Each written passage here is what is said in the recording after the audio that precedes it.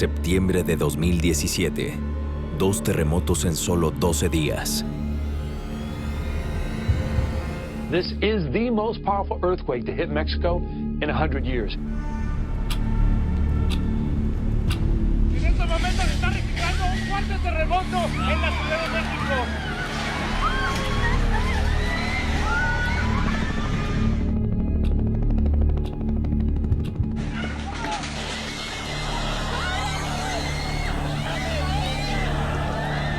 ¿Cuántas personas se habla que estén atrapadas? Ahorita 3. 3 personas por lo pronto. Caballero.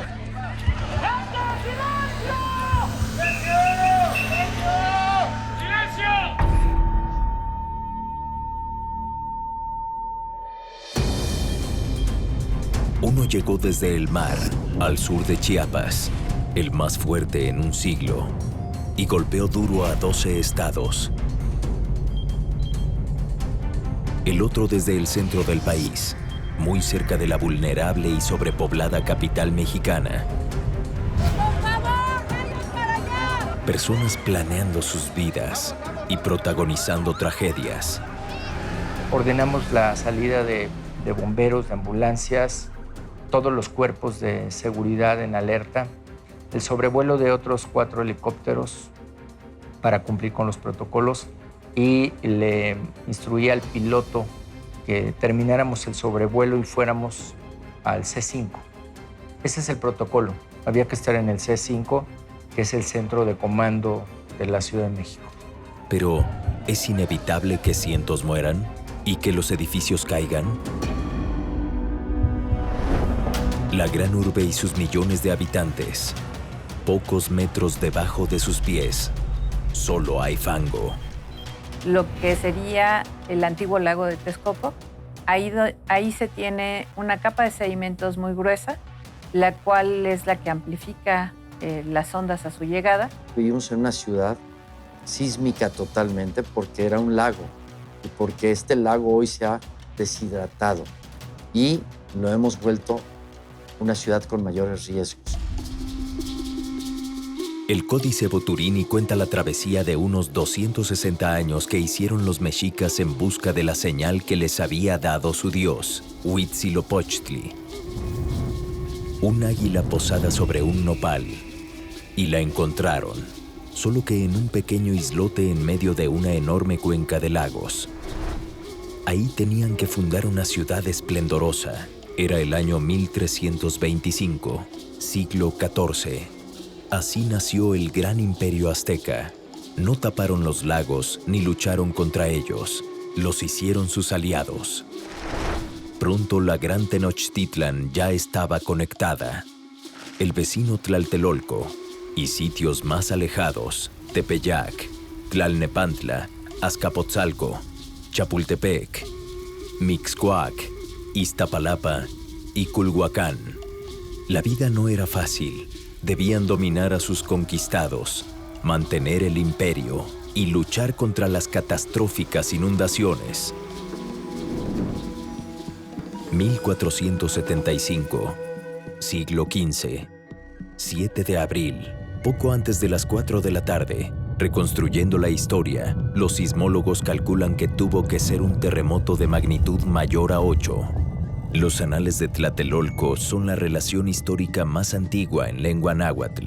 Hubo un terremoto y la tierra se agrietó y las chinampas se derrumbaron. Y la gente se alquilaba a otra a causa del hambre. Cuenta que los cerros se desgajaron, se hundieron las cumbres, aplastaron las casas y en varias partes la tierra se abrió. Tenemos testimonios de diferentes sismos fuertes, están fechados inclusive con el año 1 Pedernal, con el año 1 Caña, en fin, hay glifos muy interesantes que están en algunos museos del extranjero y algunos en México. Los aztecas relacionaban los terremotos con 3 deidades distintas. Los antiguos mayas creían que una serpiente multicolor, ofendida por las peleas de los hombres, se fue a vivir al centro de la tierra. Cuando se mueve, su cuerpo sacude la superficie. Los conquistadores españoles tuvieron una idea muy distinta de qué hacer con la gran ciudad. La enterraron y sobre ella fundaron otra, y se olvidaron de que ahí abajo, además de vestigios históricos, lo que tiene que haber, dice la madre naturaleza, es mucha agua. Cuando temblaba también lo anotaban. Tal día, tal hora, comenzó un temblor de tierra, hablaban ellos de la duración en credos. Hay varios sitios que dicen el sismo duró 3 credos. Y así fue creciendo la ciudad actual. Muchas de las colonias y barrios más populares y concurridos están sobre ese terreno vulnerable, encima de los lagos. La Villa de Guadalupe, el Centro Histórico, Tlatelolco, la Colonia Condesa, la Roma, la del Valle y muchas otras, tradicionalmente golpeadas por movimientos telúricos. Porque además todos esos cuerpos de agua estaban alimentados por muchos ríos. Sus afluentes siguen ahí, como nombres de avenidas. El Río de los Remedios, o el circuito interior que al norte es conocido como Río Consulado y al sur como Río Churubusco. O el viaducto Río Becerra y Río de la Piedad, que hoy cruza entubado la urbe de oriente a poniente. Recuerdos de que aquí, un sismo se amplifica como las ondas en el agua al caer una piedra.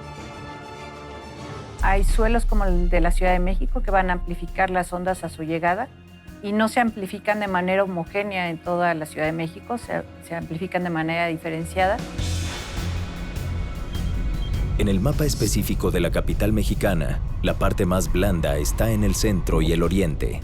En las zonas de las demarcaciones de Cuauhtémoc, Gustavo Amadero, Iztacalco, Iztapalapa, Tláhuac y Venustiano Carranza. También hay una zona de transición que cruza partes de Azcapotzalco, Benito Juárez, Coyoacán, Gustavo Amadero, Miguel Hidalgo y Tláhuac.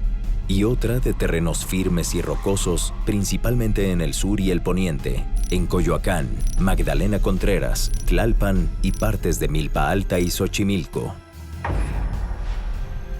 En el atlas de riesgo se observan las fracturas que tiene el suelo por terremotos y también por el hundimiento que ocasiona la sobreexplotación de pozos de agua subterránea.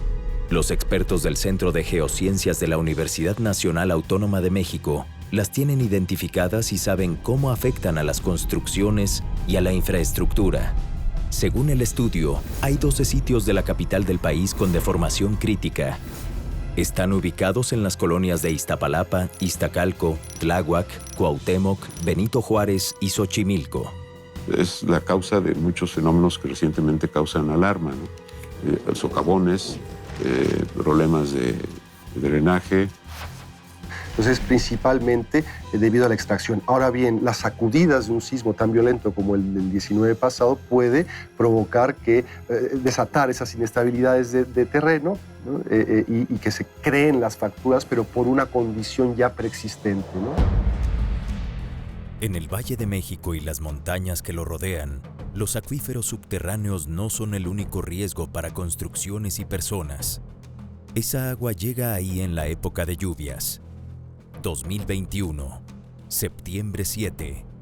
Una tormenta en el sobrepoblado Cerro del Chiquihuite formó corrientes y cascadas en la parte más alta. Suceso común cada vez que la lluvia es fuerte. 3 días después, el reblandecimiento del terreno causó un derrumbe que sepultó por lo menos 3 casas. Caos, muerte y dolor. Servicios de emergencia buscando a 10 desaparecidos entre los escombros.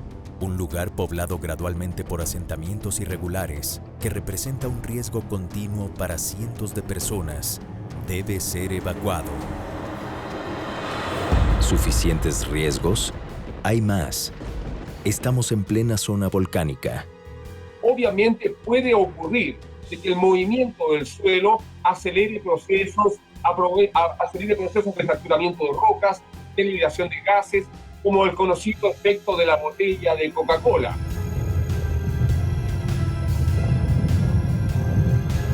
Es por la ruptura de la placa que va en penetración y genera efectos en la superficie que son evidentes en los volcanes, en los fenómenos geotérmicos, en muchos aspectos que caracterizan esta región del volcán de Colima a los Tuxtlas, digamos. Es muy importante ver esto.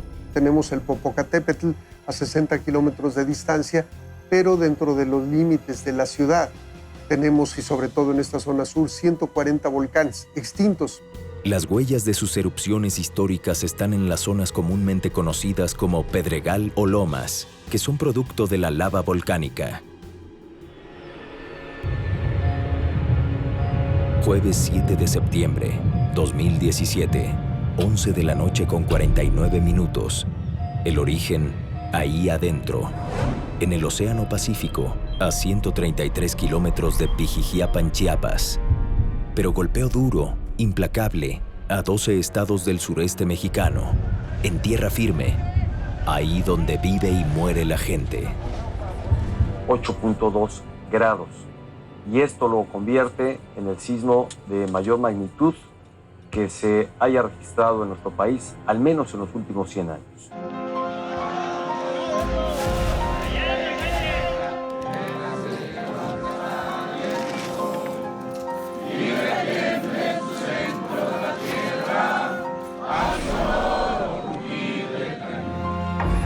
Retiembla en sus centros la tierra. Por lo menos 50 millones de personas sintieron su fuerza. Un terremoto de proporciones catastróficas, una devastación que 3 generaciones no habían visto. Había sido un sismo frente a las costas de Jalisco y Colima en 1932 con una magnitud de 8.2, y el que tenemos aquí el 7 de septiembre hacia el istmo de Tehuantepec repite esa magnitud 8.2. Debemos mantenernos alerta. Puede haber una réplica. Vidas humanas. El desastre y la tragedia. Chiapas y Oaxaca heridos.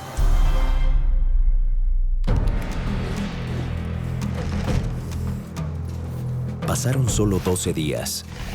Nuevo golpe, esta vez en el centro del país.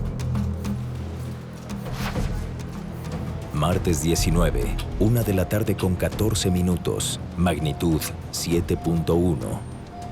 Epicentro, 12 kilómetros al sureste de Azochiapan, Morelos, en los límites con Puebla, a solo 120 kilómetros de la muy vulnerable y poblada capital mexicana.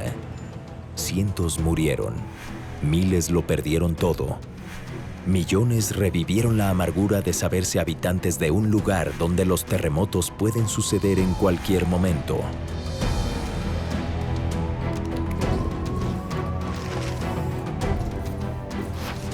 Había llegado la hora de hacer frente a la tragedia. Los protocolos se activaron, los esfuerzos se concretaron en el C5, el centro de comando de la ciudad. Desde ahí se comandan los planes de contingencia.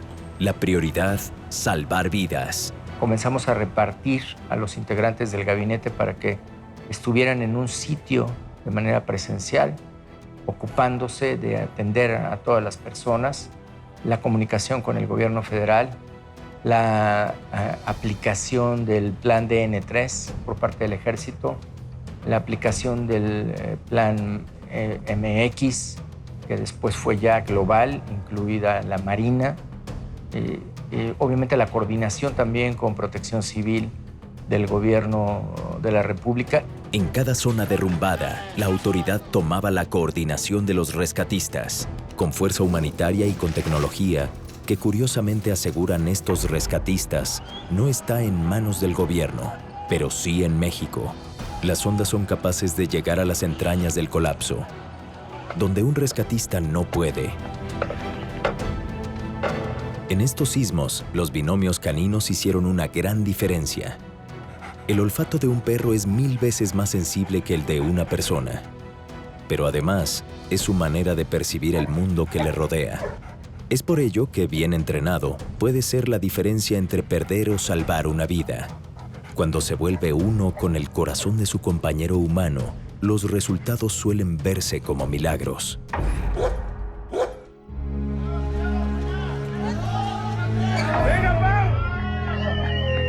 Más de 60 personas fueron rescatadas con vida, con historias absolutamente impensables, increíbles.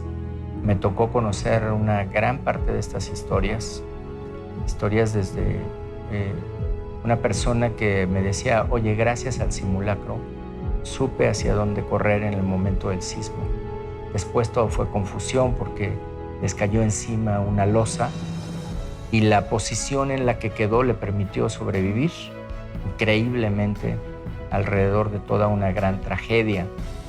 Mover escombros con el cuidado preciso, rescatar personas vivas o muertas, evitar derrumbes y más desgracias en el proceso. La del rescatista no es una actividad improvisada, requiere de protocolos y conocimiento. Los protocolos internacionales te dicen una cosa y te dicen a las 72 horas hay que hacer prácticamente una declaración de que ya no se puede encontrar a nadie y meter máquinas. La ciudad tenía una sensibilidad distinta y había que dar instrucciones acordes a la sensibilidad de la propia ciudad. Nosotros dejamos a un lado la esperanza de encontrar a alguien con vida hasta el último rescate, hasta que rescatamos a la última persona que estaba reportada en cada inmueble. Otros mexicanos se unieron. Unos ayudando en las tareas de rescate o acercando un plato de comida donde fuera necesario. Otros atendiendo a los damnificados. Enfermeras y médicos que no abandonaron al niño o al joven o al adulto, que estaba en cirugía en el momento del sismo y que si lo abandonaban iba a perder la vida.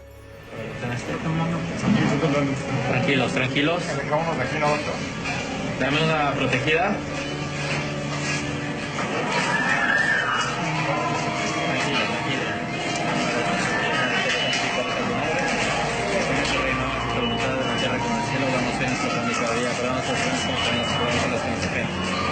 Por favor, que no haya pasado nada.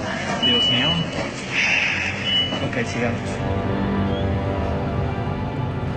A maestras y maestros que en las escuelas, durante el sismo, tuvieron que salvaguardar la vida de miles de alumnos. Pero la tarea es mucho más amplia. La ciudad es compleja. Tenemos una red en la Ciudad de México de 12,000 kilómetros para red de drenaje y 13,000 para red de agua potable. Teníamos que saber exactamente cómo estaba toda esa red, qué parte de la ciudad tenía agua, qué parte no tenía agua. Nuestras vías de acceso controlado, una revisión rápida de las áreas de obras para que nos dieran diagnóstico de segundo piso, diagnóstico de viaducto, diagnóstico de periférico y el reporte del propio sistema de transporte colectivo Metro.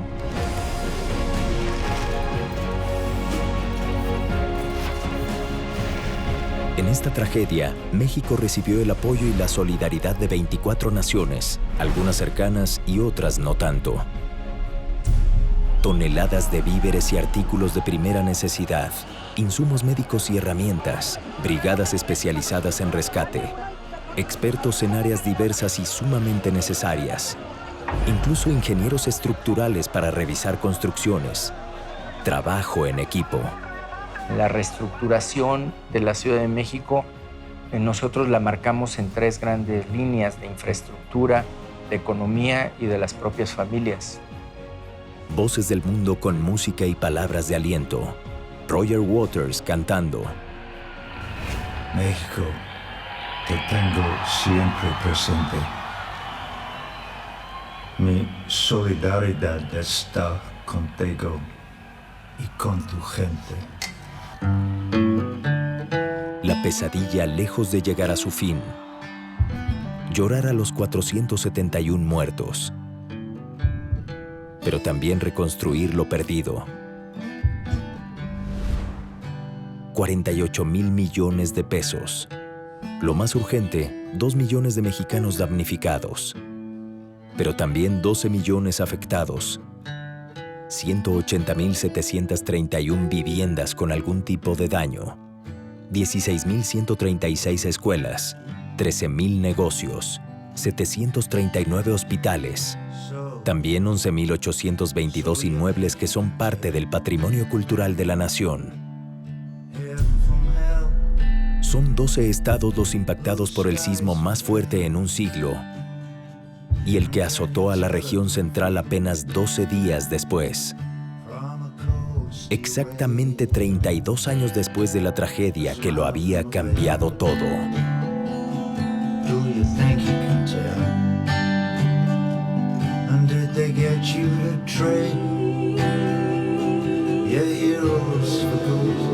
Teníamos en la reserva nosotros la disposición inmediata de 3,000 millones.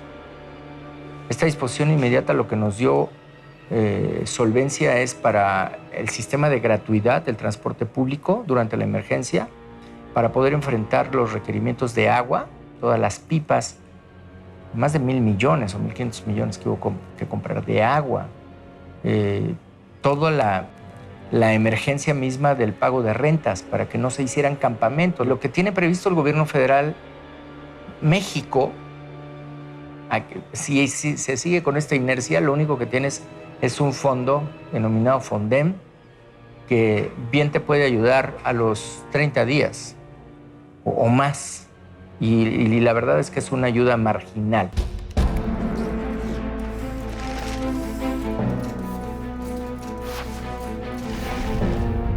Pero, ¿por qué tiró tantos edificios un sismo de magnitud 7.1 en la Ciudad de México?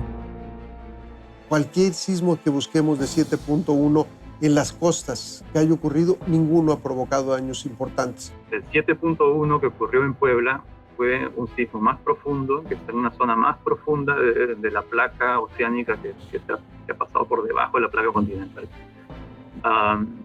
pero también más cercano a la Ciudad de México. Eso también cambia un poco la naturaleza del movimiento, porque mientras más cerca estás, las vibraciones de alta frecuencia pueden ser más importantes que cuando el sismo está muy lejos. Es decir, no solo es la magnitud y la distancia, sino también dependiendo de cómo se conjuguen ambas, el impacto es distinto. El sismo del 19 de septiembre es 32 veces en energía más pequeño que el sismo de 1985 de magnitud 8.1. La escala que utilizan los sismólogos mide la amplitud de las ondas, el tiempo y la energía que libera un movimiento telúrico. Su medición es exponencial. Cada unidad significa una magnitud 32 veces más grande que la anterior. Por ejemplo, un sismo de 7 grados es 32 veces más intenso que uno de 6. El de 8 grados es 32 veces mayor al de 7 y por lo tanto 1024 veces más poderoso que el de 6 grados. Y así sucesivamente, así que un terremoto mucho más desastroso es posible. El edificio Nuevo León se desplomó por el terremoto. Por razones de seguridad, no podemos acercar el helicóptero. Tras el 19S de 1985, por décadas únicamente supimos que las víctimas se contaron por miles, pero no la cifra exacta.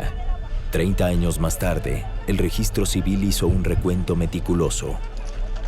Quienes murieron por politraumatismo, aplastamiento, asfixia y otras causas asociadas con certificado de defunción o cuerpos enviados a fosas comunes, sumaron la cifra oficial de 12.843 personas. Tras el 19S de 2017, 369 personas perdieron la vida, 228 de ellas en la capital mexicana, 73 en Morelos, 45 en Puebla, 15 en el Estado de México, 6 en Guerrero y 1 en Oaxaca. En el sismo más intenso en el último siglo, solo 12 días atrás, en Oaxaca hubo 76 muertos, 16 en Chiapas y 4 en Tabasco. Hay diferencia. Comparativamente con otros sismos de esta misma intensidad en cualquier país del mundo, hubiera multiplicado por muchos miles. La gente sí supo qué hacer.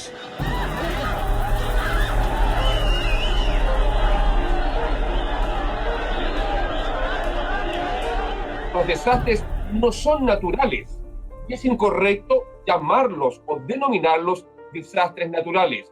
Somos nosotros, como sociedades, quienes decidimos si queremos ocuparnos como corresponde o no de estos problemas.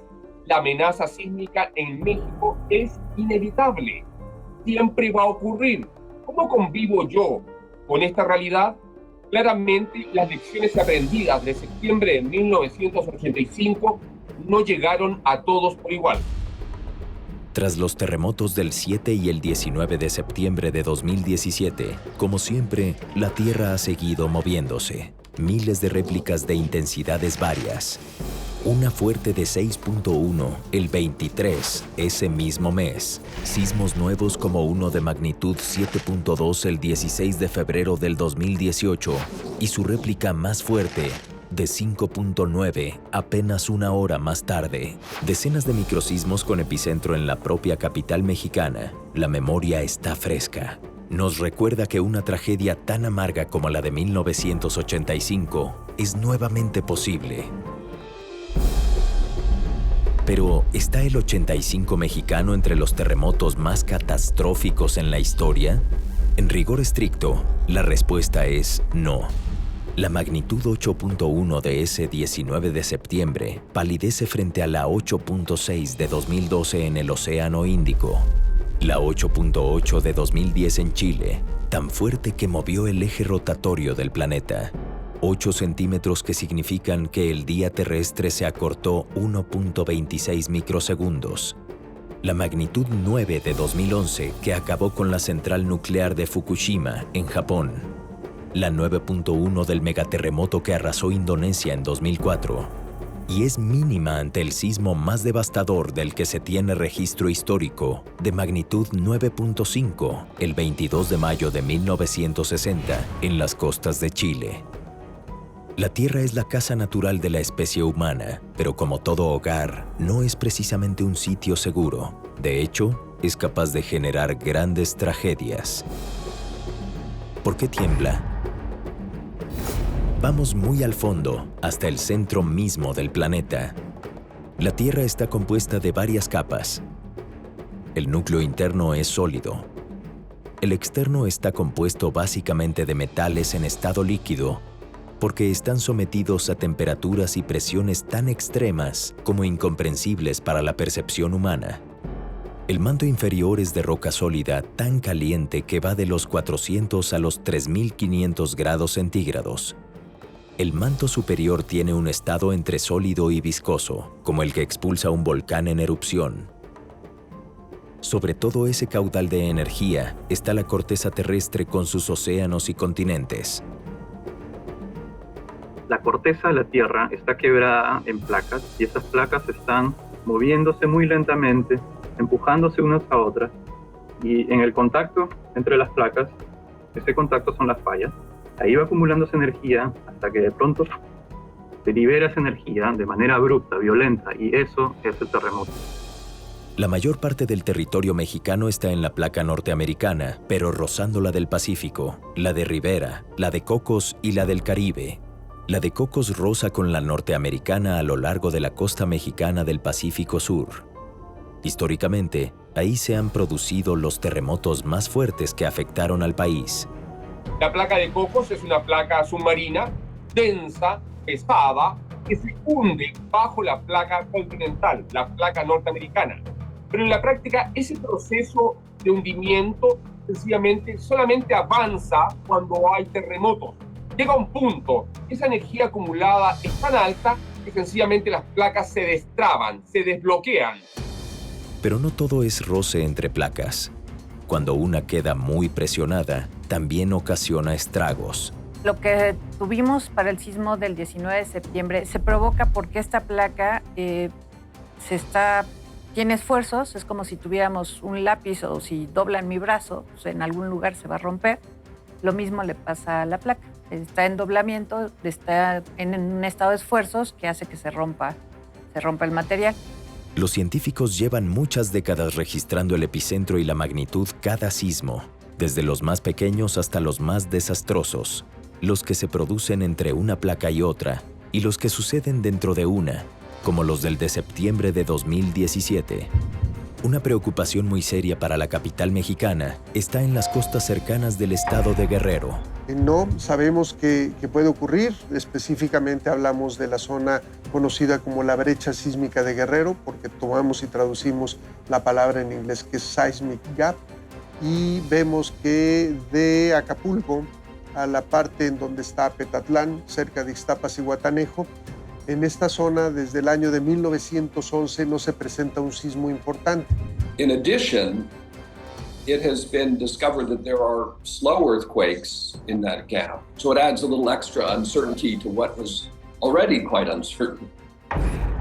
En 1989, científicos e ingenieros mexicanos diseñaron un sistema de alarma sísmica y lo echaron a andar iniciando justamente en la brecha de Guerrero.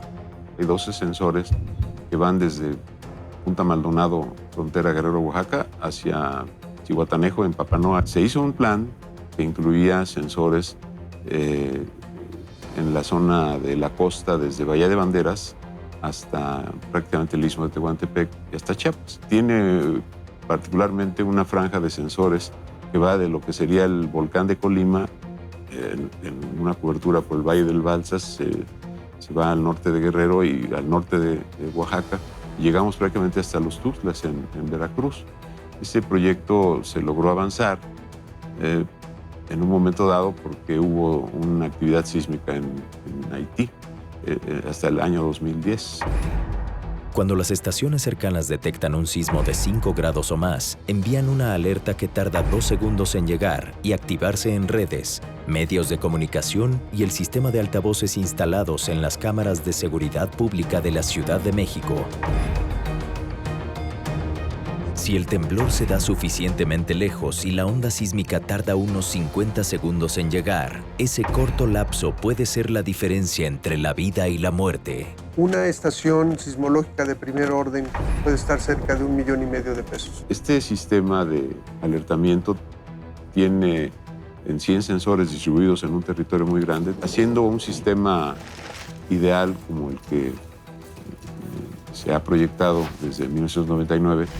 Debemos de llegar con sensores, son 60 más todavía, se deben de poner en Chiapas, se deben poner en Tabasco, en Veracruz, se debe de poner un refuerzo de sensores en las costas, en las regiones costeras de Oaxaca, de Guerrero y de Michoacán.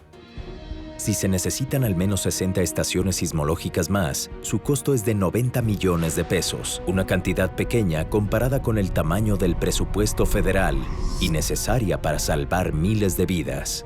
En marzo de 2018, fue anunciada la colocación de nuevos sensores. Si ya se sabía que eran necesarios, ¿por qué no se había hecho antes? Otro elemento de información que es muy importante es que ahora, modernamente, podemos medir la deformación de la corteza gracias a GPS y a observaciones satelitales. Y eso ayuda mucho porque sabemos a qué velocidad se está acumulando la energía. En tierra tenemos una red también muy amplia de GPS, digamos diferenciales, ya más convencionales, pero de alta precisión. Amplia, muy amplia, estamos hablando de más de 40 GPS en total, entre los que aportó Japón más los que aporta México. Y sismómetros también del orden de unos 20 sensores en total en la región. Es una red geodésica, es decir, que considera la curvatura de la Tierra y las irregularidades del terreno. También es anfibia, o sea que la medición se da en el fondo del mar y en la superficie terrestre. En el océano tenemos 7 sismómetros de fondo oceánico y tenemos 7 estaciones geodésicas que en realidad suponen más sensores, porque son arreglos de estaciones que instalamos en el fondo del mar para poder hacer una misma medición. Estamos hablando del orden de unos 15 instrumentos, lo que llamamos transpondedores oceánicos, que nos permiten medir la deformación vertical del continente, más la deformación horizontal, con estas mediciones de GPS acústicos sin precedente, decía yo, en México, y en muy pocos lugares del mundo se ha hecho como lo hicimos aquí. La ciencia busca una precisión tal que pueda detectarse la deformación más mínima en las placas tectónicas que desatan los sismos. Es una búsqueda obsesiva por lograr que la Tierra avise antes de sacudirse. Tras el terremoto de 8.1 grados del 19 de septiembre de 1985 y su réplica de 7.9 al día siguiente, la capital mexicana ya no volvió a ser la misma. Ahora hay una red acelerográfica monitoreando el comportamiento del subsuelo en los 3 tipos de zonas. La aceleración es un parámetro muy útil para poder hacer investigación. Durante el sismo de la noche del 7 de septiembre de 2017, los acelerógrafos mostraron intensidades de fuertes a muy fuertes, sobre todo en las zonas de suelo blando y el de transición. Durante el de la tarde del 19 de ese mismo mes, mostraron intensidades muy fuertes incluso en suelo firme y severas en suelos blandos y de transición. La observación de la Tierra desde el cielo también es muy útil.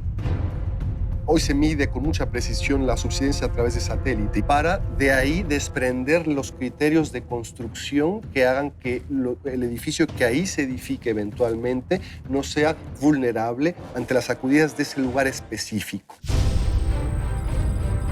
Fue precisamente utilizando mediciones satelitales, como las doctoras Alejandra López Caloca y Elvia Martínez Viveros, del Centro de Investigación en Ciencias de Información Geoespacial, descubrieron que tan solo en aquel tremendo septiembre de 2017, la Ciudad de México se hundió en promedio 25 centímetros. Hay reglamentos de construcción, normas de diseño de la infraestructura que evolucionan, sistemas de supervisión.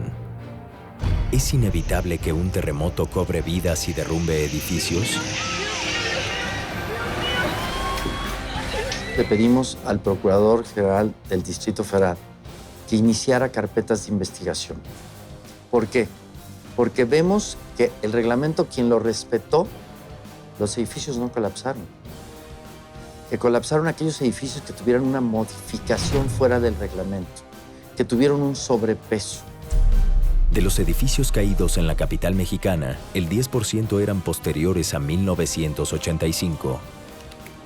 Incluso algunos nuevos, es decir, construidos bajo un reglamento de construcciones modernizado, técnicas específicas, resistencia de materiales, supervisión de un director responsable de obra, en teoría debidamente acreditado.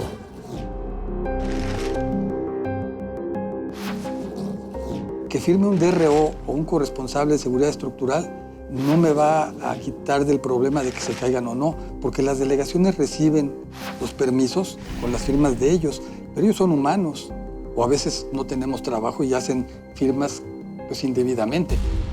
Yo te diría, ahí murieron 19 niños y 7 adultos no. Ahí mataron a 19 niños y 7 adultos. Así de dramático y horribles. Es no solamente una revisión técnica por parte de las autoridades, sino una revisión de un tercero, de un profesional de la misma capacidad del que está diseñando las estructuras para asegurarse que la aproximación y que el diseño está bajo las normas adecuadas y que el diseño cumple con la normatividad. En términos de corrupción, efectivamente, tienes razón, hay una capacidad de los desarrolladores y de algunos intereses distintos de empujar y de lograr que no se cumplan con este tipo de regulaciones. Y si hay ignorancia o si hay corrupción, pues la naturaleza llega y hace su trabajo. ¿Tenemos el reglamento de construcciones adecuado? El reglamento a partir del sismo del 85, se pidió más refuerzo estructural que incluye el acero. Se ha llegado a decir que la Ciudad de México en sí misma es el mayor laboratorio de mecánica de suelos que hay en el mundo. Tras los sismos de septiembre de 2017, las reglamentaciones de construcción en la capital mexicana fueron nuevamente revisadas y reforzadas. Una norma técnica complementaria de revisión y dictamen de la seguridad estructural de las edificaciones obliga ahora a que todos los proyectos estructurales sean revisados por especialistas antes de su aprobación y ejecución.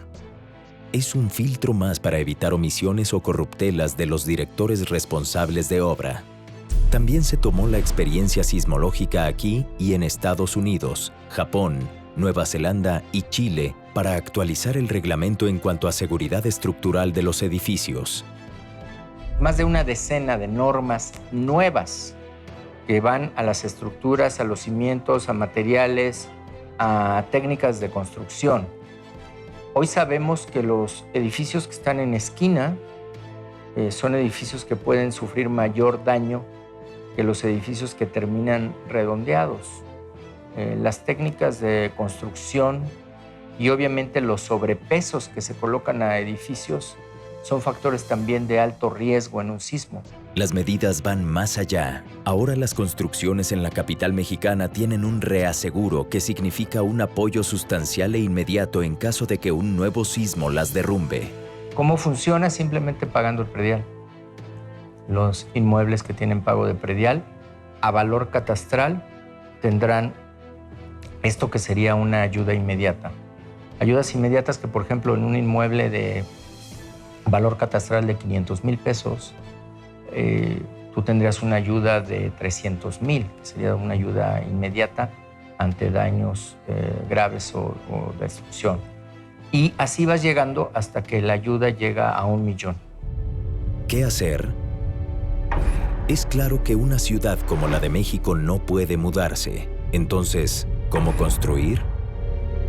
Busquemos en la historia y la experiencia, la mexicana y la internacional. Gran parte del centro histórico de México, como está construido, eso hoy día sería infinanciable. Gran parte de la arquitectura antigua y colonial en Chile ya no existe, porque los terremotos permanentemente la han borrado del mapa. En México también hay edificios construidos hacia la segunda mitad del siglo XX que siguen ahí. Incluso después de sobrevivir a varios sismos. En pleno centro histórico, en la zona con el suelo más blando, está la Torre Latinoamericana, un rascacielos de 181 metros que sigue en pie tras los violentos terremotos de 1957, 1985 y 2017. Hay muchos edificios caídos, de aquí se ve, miren. Miren allá por Reforma. Ahí está muy bien documentado cómo la cimentación de la torre está basada en este principio de los pilotes que perforan la capa inmediata a las cimentaciones de la torre y conectan con una capa sólida que permite que la torre esté estable durante un sismo y que se mantenga en términos prácticos parada sobre una alberca. El tipo de subsuelo inmediato que está adyacente a las cimentaciones se mueve, pero la cimentación de la torre, porque está directamente conectada con una capa sólida, permanece mucho más estable. En otros lugares del planeta conocidos por su alta sismicidad, hay edificios con grandes alturas, como la Tokyo Sky Tree en Japón. This is the Tokyo Sky Tree, which has the 634-meter and the world's highest vibration control tower. This is located in the center of Tokyo. The RC core shaft reaching from the bottom to this part of the tower, 375 meters. This is showing that the movement during the earthquake or wind. So that this is the position of the original. On center core here, this is the RC part surrounded by the steel structure. And RC and the steel structures connected with a damper at several levels. Básicamente, el diseño de esos edificios consiste en balancearse con el movimiento de un sismo o amortiguarlo. En términos de estrategia, existen básicamente dos principios alrededor del diseño estructural. Uno es separar la base y las cimentaciones del edificio de la superestructura de alguna manera por algún tipo de roller o de absorbente o de algún material que permita esa separación y que se convierta esa unión en una unión que empiece a disipar la energía generada por un sismo. Y la otra aproximación es esta de crear estructuras que tengan elementos que van a amortiguar y van a disipar esa energía que se genera durante un sismo y que se impone sobre las estructuras. Las soluciones antisísmicas que se aplican a la construcción de rascacielos no siempre son viables para edificios medianos o pequeños porque un sismo les afecta de manera distinta. Estos dos tipos de ondas afectan diferentemente a los edificios. Las bajas frecuencias afectan a los edificios altos y las altas frecuencias a las casas y los edificios cortos. Entre los especialistas, el acuerdo es general. Para edificios no tan altos, la solución es más simple. Si tú revisas el diseño estructural que se hace en otras partes del mundo, sobre todo en los países desarrollados donde existen condiciones sismológicas parecidas a las nuestras, las estructuras tienden a ser mucho más dúctiles, mucho más ligeras, mucho más flexibles. En muros divisorios no usan mampostería, usan puros muros prefabricados, usan tabla roca, usan sintéticos no flamables que hacen el edificio muy ligero. En China están usando mucho bambú para todo lo que es el andamiaje. Está comprobado que es muy flexible y resistente.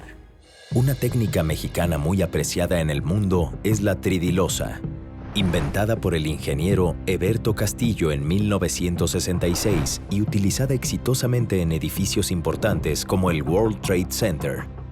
En vez de losas que pesan 2 toneladas por metro cúbico, la tridilosa es reticular y mucho más liviana. Es un sistema muy eficiente porque es una estructura muy ligera que tiene una resistencia muy grande. Entonces lo vuelve sumamente eficiente, porque normalmente cuando es muy ligero es débil y cuando es pesado es muy fuerte. Este tiene esa cuestión tan genial de conjugar las dos cosas. Podríamos hablar de Álvaro Obregón 286 o de Repsam, donde perdieron la vida 19 niños, lo difícil que fue rescatarlos, lo difícil que fue ir quitando tramos de losa para poder irlos quitando y bajar verticalmente, porque no podías penetrar entre losa y losa porque el impacto era muy grande. La combinación ideal, estructuras resistentes, es decir, que no se rompan, pero dúctiles, o sea, flexibles y que sean capaces de convivir con las ondas sísmicas y el movimiento del suelo.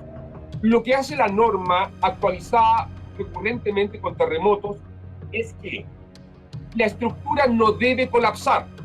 Puede tener daño, pero ese daño va a evitar sencillamente que la gente pueda morir. En Japón, los reglamentos incluyen detalles técnicos que van cambiando de acuerdo con la altura de las construcciones. ¿Llegó la hora de dejar de construir en México con mampostería? Es decir, básicamente con piedra y ladrillo unidos con argamasas como el cemento, la cal y la arena mezclados con agua.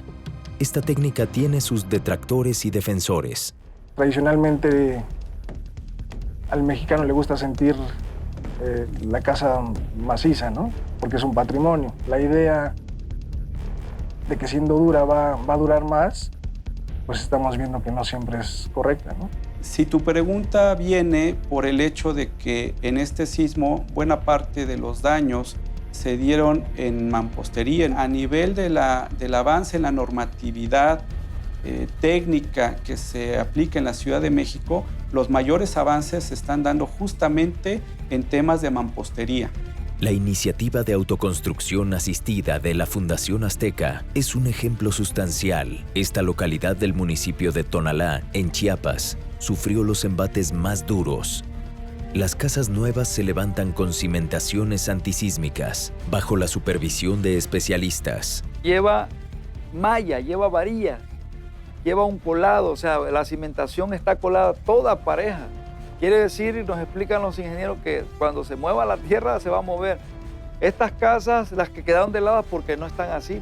El material principal para los muros es Adobloc, que se fabrica ahí mismo con especificaciones que lo hacen igual de resistente que el concreto. Lo que tenemos que trabajar, arquitectos, ingenieros y la autoridad, es en implementar diseños de evacuación, diseños de protección civil que permitan que estas estructuras en su operatividad sean más seguras.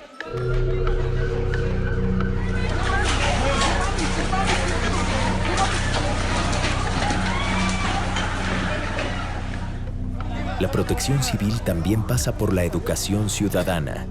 Estar preparados y hacer caso de los simulacros. Los simulacros no son un juego.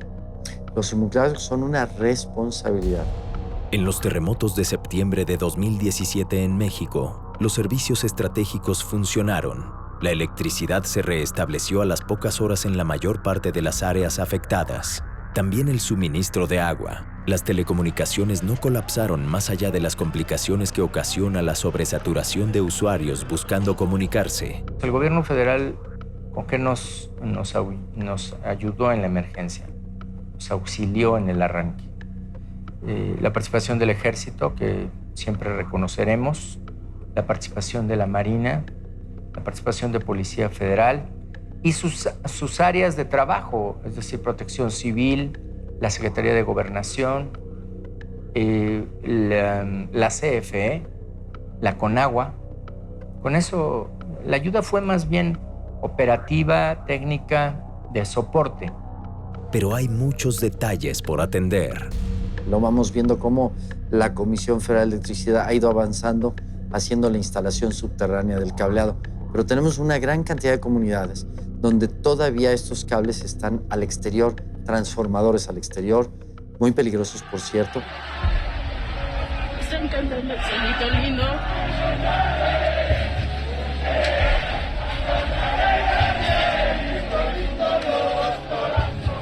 En México, la tierra tiembla. Y cada vez que lo hace, despierta el sentido común.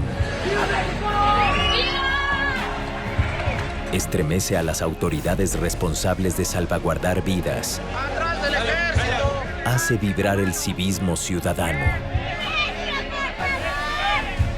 Agita los ánimos y sacude conciencias.